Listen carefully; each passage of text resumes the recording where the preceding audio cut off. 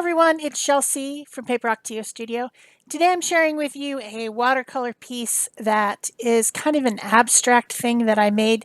As you guys probably know by now, over in the Art Joy Sharing Art community, our theme for this month is hashtag AJOS watercolor. So all through the month we're going to be doing watercolor in the group. We're encouraging everyone to post anything that they make with watercolor, and that includes any water-soluble media. And we're also doing watercolor, different types of watercolor all through the month in our Art Joy Sharing live stream. So I've been playing around with a lot of my newly acquired little palettes that I've been obsessed with ordering. And these two, I had swatched them, but I hadn't really played with them. And what I was really excited about is these are the Schminke granulating watercolors. And they come in sets of 5. I think you can buy them as individuals also, but they're very expensive. And I mean, like a set of 5 little tubes is like $60 on Amazon just for 5 little tubes because they're imported from another country, I guess. But I found this person on Etsy that sells these little quarter pans that are already filled inside these little Altoid boxes. The name of her shop is Watercolor Hoarder, and she's in Singapore, but she will, of course, she's closer to where these are manufactured and probably a lot less expensive in her country. So she buys them and then she makes these little sets for you, and you can order them for a lot better price. So I had ordered the first two that are down at the bottom, and that's Tundra and Forest, I think, are the name of those two sets. And then she had another set available recently that had the other 3. I thought there was only 5. I think there's actually more now. But granulating watercolors make really cool effects when they blend together and when they are in a wash fading out on the paper. So this is some cold press watercolor paper that I had. It's B paper, and you can even buy it at Walmart, I think. My friend Peg sent it to me. But what I wanted to do was I wanted to play with the colors, find out what the colors are really like, and see what they look like when they blend together in a wash. So I put water down first in these circles, and then I was trying to try all the colors. And I should have maybe made a little bit smaller circles, because you know how whenever you're trying to write and you start where you think is a good place to start and you write a word and then it ends up being too close to the edge. That's the same thing that happened here. I didn't have enough room, so I had to make partial circles at the bottom. But this was mostly just about play and about experimentation. What does the blue and green look like when it blends together? What colors does it make? How come there's 3 different blacks? Are they all the same or are they different? Because there's a galaxy black and there's a Arctic black. I think there might even be a black in one of the forest or tundra ones. So I was curious because I was excited about this product and getting it, and I wanted to try them out. So these are all pretty natural colors that you would see in nature, which, that's probably why they're named what they are. But I don't know. I like them. I like the way they blend. I'm not usually a big brown fan, but there's some rusty browns and some kind of, I don't know. Anyway, I was having a lot of fun. So I was using maybe my number 10 Uric watercolor brush. It might be a 12, maybe. I think it's a 10 though. And so it's a big fat brush with a lot of water, and I was getting a lot of water in the process and trying to get them to blend and to granulate out and make those kind of speckly looks.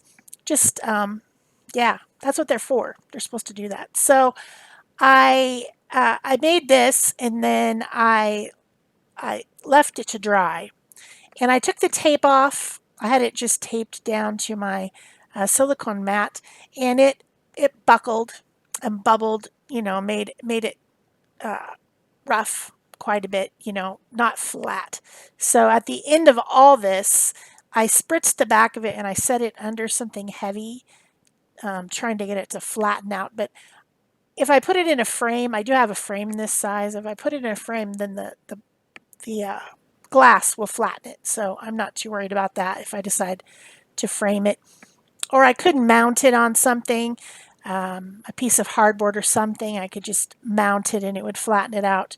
But I don't know. I'm not sure what I'm doing with it yet. So I had a piece of paper with a bunch of circles on it. I was like, now what do I do? So I decided to make it into kind of a weird abstract piece by filling in some of the space and doing some doodling and drawing over it. So I got out a bunch of different sizes of illustration pens. Now these are pigment, no, I'm sorry, these are my Pitt pens. So these are India ink black pens, and there's a brush one, there's a hard bigger nib, a hard smaller nib, a teeny tiny nib, a kind of felt tip. They're just all different widths and weights of a permanent marker. So when you're doing illustration, you want to vary the line weight. Like if you use one pen and you do everything with one pen, it's not that dynamic looking. So it's fun to make skinny lines next to fatter lines, or fatten up some of your lines. So I'm not like making a plan here. I'm just messing around, trying different pens. Haven't used these pens for a while because I haven't really been illustrating, and so I was, seeing, do they still work? How are the nibs? The teeny tiny extra small one always goes bad. And I did find another one, one of the larger hard nibs that was probably used over some acrylic paint or something, and it's not functioning. But most of them are still working fine. And so I'm just, making some marks, drawing some leaves, drawing patterns, shapes, circles. Of course, you got to go with the circle theme because we've got all these circles. And I'm kind of drawing some of them, most of them in back, trying to just make things in back, make things in front, just make marks. At some point, I just start making like hash marks and things like that. Making them into flowers, like that one kind of looks like a sunflower with the smaller petals and then the larger center. I've got kind of a leaf thing, a couple leaf things. I don't know. Just messing around with line width, with shapes, and trying to make this into something that is pleasing to look at, because I don't want to just waste it after I used that expensive color on it. I don't want to just waste it. Because even though I bought these in quarter pan sets, they still weren't cheap. So I don't know why I keep collecting all these things, handmade watercolors, and I see something and I'm like, oh, I want that. And it's kind of funny because I'm a mixed media artist, so I can obviously use them in my art process because it's a media and I can mix it. But I'm not a pure watercolor artist, and so maybe I don't exactly need to collect all these expensive watercolors. They're so much better. The expensive watercolors are better. It doesn't matter which expensive one you're talking about, whether it's Daniel Smith or Core or whatever. They have more pigment. When I try to use less expensive ones, I tend to go towards the gouache style because they're more opaque. Of course, watercolor is supposed to be translucent, right? That's the whole point of it. It's supposed to be. So why I care about that, I don't know. But yeah, I like to have intense color when I don't want to have to make multiple layers of color. And when you use like a kid's set or, something inexpensive, you tend to have to put multiple layers on, and I'm impatient, so I like the more expensive ones so that I can, you know, put one coat down and be happy with the intensity of the color. Although watercolor, you put a color down and while it's wet, it seems intense, but then when it dries, it's not as intense. But really, these circles that I put down are just one layer. It's like water in a circle with dropping in a couple different colors. And I didn't go over them or add more in most cases. I just left them as is. So you can see they're intense. They're natural colors, subtle colors, but they're intense. So I'm happy with them. The Schminke. I think they're probably, judging from the name, maybe German or something.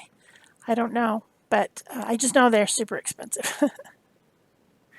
So after I got all my pen work done, then I decided to do some washes of other colors that might coordinate with this.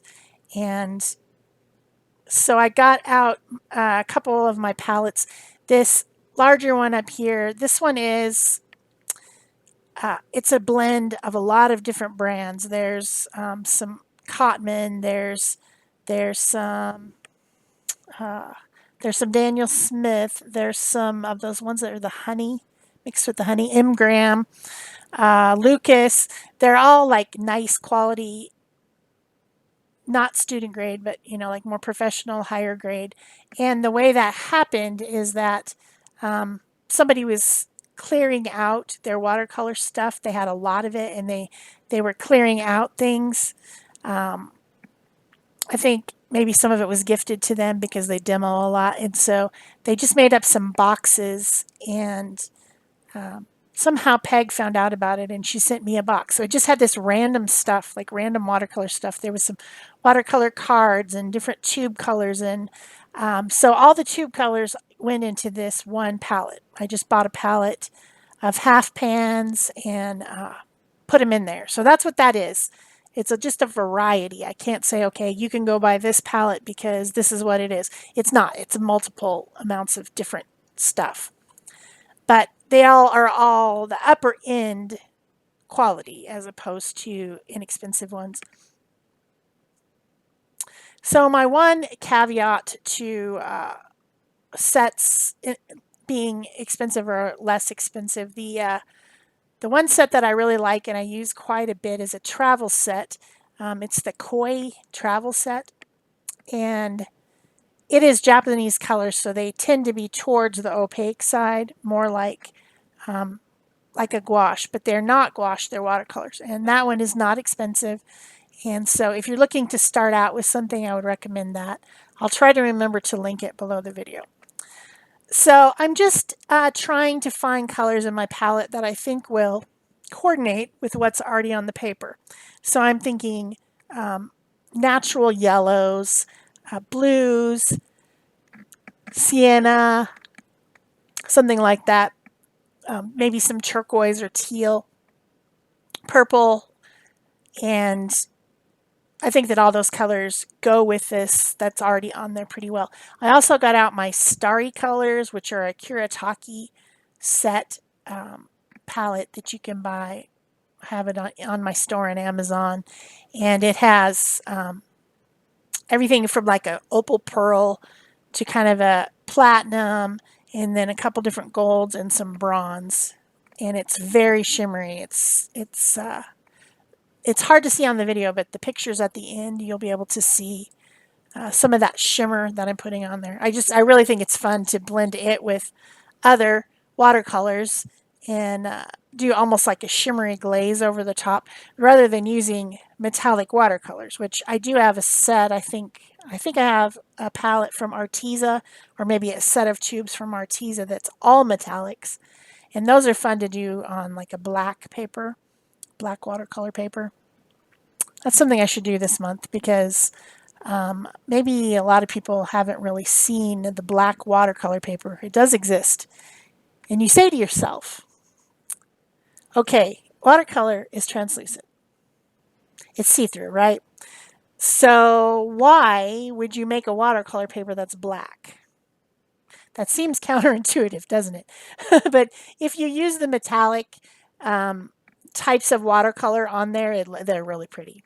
So I might actually have a video using black, maybe, I'll try to link it in the iCard. If you hover at the top of the right hand screen, you usually will come up with a little eye that will tell you a video that you can go to if you click on that. I'll try to find the black watercolor paper one that I did one time a long time ago when I first bought it, because I had to have it because it was something weird and, you know, black watercolor. And then I think I used it with probably that metallic Arteza set would be my guess. That would be a guess. All right, so just still filling in, finding purple now, a darker purple, and adding that, and just, yeah. There's not a lot of technique I can teach you here. I'm painting. I'm just painting.